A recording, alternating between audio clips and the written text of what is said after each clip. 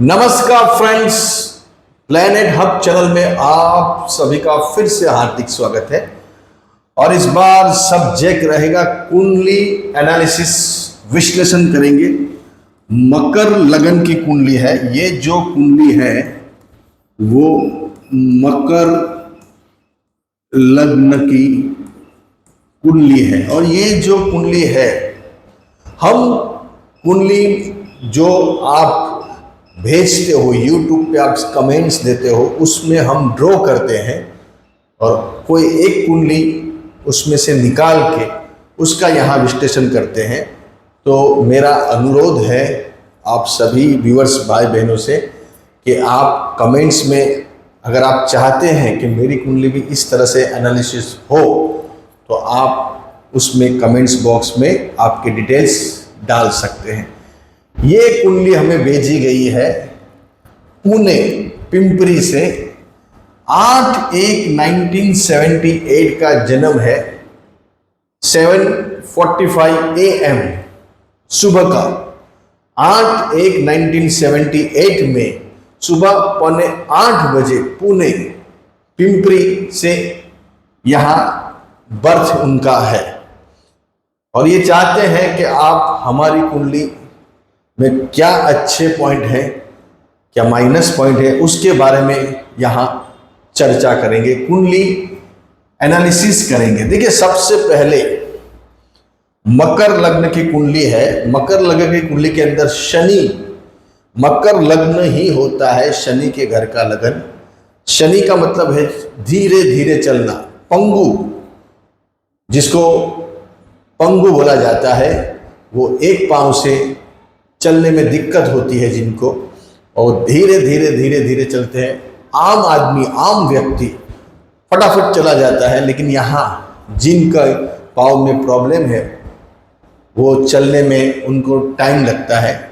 वैसे ही आपकी जो मकर लग्न वाले हैं, मकर राशि वाले हैं, सभी को जो उनकी प्रगति होती है वो बहुत लेट होती है। मतलब 32, 33, 30 के बाद की अवस्था, फिर शनि के बाद 32, 33, 35, 36 के बाद, 36 के बाद शनि महाराज फिर आपको पूरी दुनिया का हिसाब किताब सिखा के फिर आपको आगे जीवन में लेके जाता है। बढ़ोतरी होती है, फिर आपकी उन्नति प्रगति होती है। तो यहाँ बात करते हैं मकर लग्न के बारे में। मकर लग्न वाले, जैसे मैंने बताया, उनकी उन्नति प्रगति में थोड़ा टाइम लगता है। सब चीजें उनको दुनियादारी संसार की सीखने पड़ती है। यहाँ लग्नेश जो है वो जाके बैठा है 8th हाउस के अंदर। लेकिन तो मकर लग्न के अंदर शनि 2 हाउस का स्वामी है, एक लग्नेश भी है और धनेश भी है। लग्नेश का जब भी 8th हाउस में जाके बैठना, ये थोड़ा यहाँ माइनस पॉइंट हो जाता है। अष्टम स्थान 6th हाउस, 12th हाउस, ये थोड़े माइनस पॉइंट दिखाने वाले हाउस है। नेगेटिव हाउस बोला जाते हैं, खाड़े के स्थान बोले जाते हैं। यहाँ से सब चीजें नेगेटिव निकल के बाहर आती है। तो यहाँ लग्नेश का अष्टम जाके जात में, मतलब अष्टम स्थान में जाके बैठना, और वो भी सिंह राशि में, अपने पिता की राशि में, अपने शत्रु की राशि में। तो यहाँ स्ट्रगल लाइफ में ज्यादा आती है व्यक्ति, पर्सन को। जो भी व्यक्ति है, इनको स्ट्रगल आम आदमी से ज्यादा देखने को मिलती है। पढ़ाई में स्ट्रगल रहती है, फिर धीरे धीरे धीरे जो उनकी मैरिज लाइफ है वो भी धीरे धीरे आगे आगे, उनमें भी थोड़ी स्ट्रगल समस्या उनको देखने को मिलती है। यहाँ फाइनेंशियली भी थोड़े प्रॉब्लम उनको देखने को मिलते हैं, क्योंकि शनि खुद जाके बैठा है 6, मतलब सिंह राशि में, और वो भी धनेश भी है, धन का भी स्वामी है। और धन का स्वामी खुद जाके बैठा है शत्रु राशि में, सिंह राशि में, और वो भी अष्टम स्थान में। बेनिफिट्स एक ही है कि वो खुद अपने हाउस को सप्तम नजर से देख रहे हैं। लेकिन ये 32, 34, 35 के बाद फिर इनकी धन की जो समस्या है वो धीरे धीरे धीरे सॉल्व होने को लगती है। तो ये एक यहाँ कुंडली थोड़ी माइनस पॉइंट हो जाती है। बात करते हैं दूसरे घरों के बारे में। यहाँ केतु बैठा है 3rd हाउस में, भाग्य स्थान में राहु बैठा है, वो भी कन्या राशि का स्वग्रही राहु। यहाँ का राहु स्वग्रही बोला जाता है। तो यहाँ के राहु के हिसाब से ऐसे व्यक्ति पर्सन को बने उतना आउट ऑफ कंट्री, विदेश से लगती चीज़ों के लिए काम करना चाहिए। विदेश से लगती चीज़ों के लिए उनको मतलब प्रोफेशन या जॉब उसमें जा सकते हैं, या फिर आउट ऑफ कंट्री भी यहाँ जाने को उनको मिल सकता है। क्यों कि इनकी कुंडली में भाग्य का स्वामी बुध 12वें स्थान में, कर्म का स्वामी खुद 12वें स्थान में। तो भाग्य और कर्म ये दोनों का स्वामी जाके बैठा है बुध और शुक्र 12th हाउस में।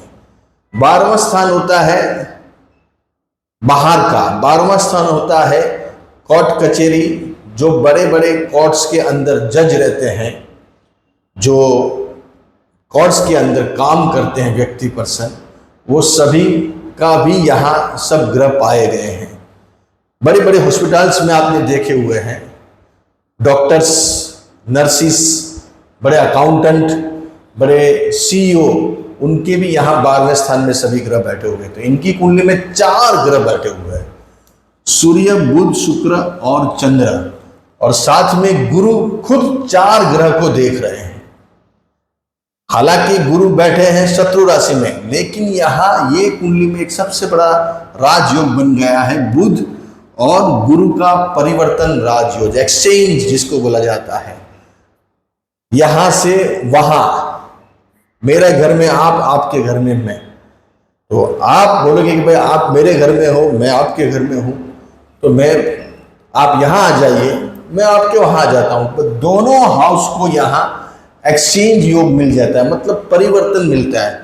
परिवर्तन योग का मतलब होता है जीवन में कुछ परिवर्तन आना। एक्सचेंज का मतलब होता है जो आप लाइफ जी रहे हैं एकदम से उसके अंदर चेंजेस आ जाना।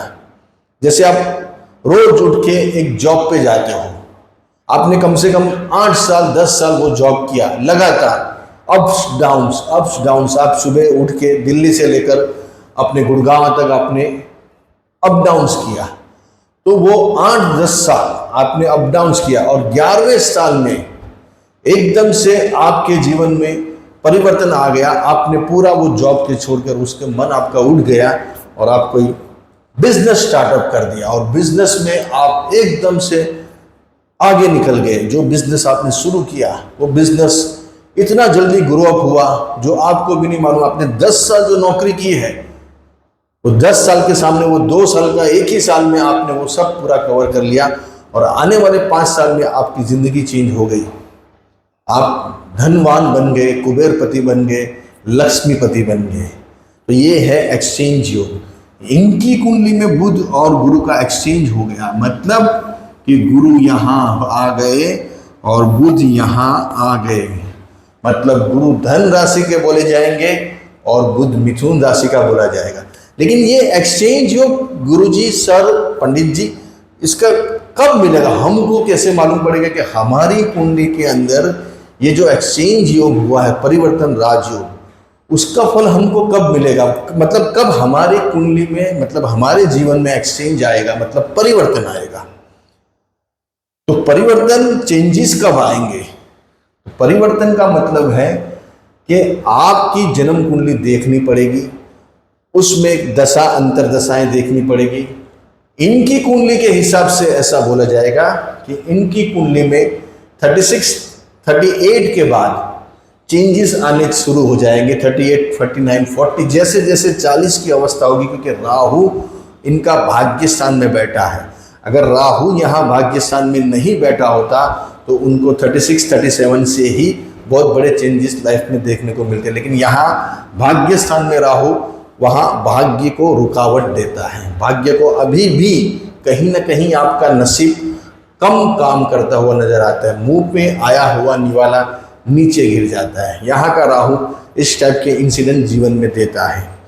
जैसे ही राहु की एक अवस्था, हर ग्रहों की एक उम्र होती है, एक अवस्था होती है, जैसे वो आपकी दशा अंतरदशा के हिसाब से उसका प्रेडिक्शन किया जाएगा। तो यहाँ राहु 40-42 के इस बाद ये कुंडली की रेंज बदल देगा। ये कुंडली को बहुत बड़ी एक अच्छी पोटेंशियल मिलेगी। जैसे मैंने बताया, चेंजेस आएंगे, लाइफ में, क्योंकि ये एक्सचेंज योग बहुत जबरदस्त है, क्योंकि दोनों खाड़े का एक्सचेंज योग है, 6th हाउस और 12th हाउस का। तो ये कुंडली ऐसा बोला जाएगा कि अभी इनकी कुंडली के अंदर मकर लग्न है और इनकी राशि भी धनु है, तो ये टाइम के अंदर इनके जीवन में अच्छे चेंजेस आने शुरू होने वाले हैं।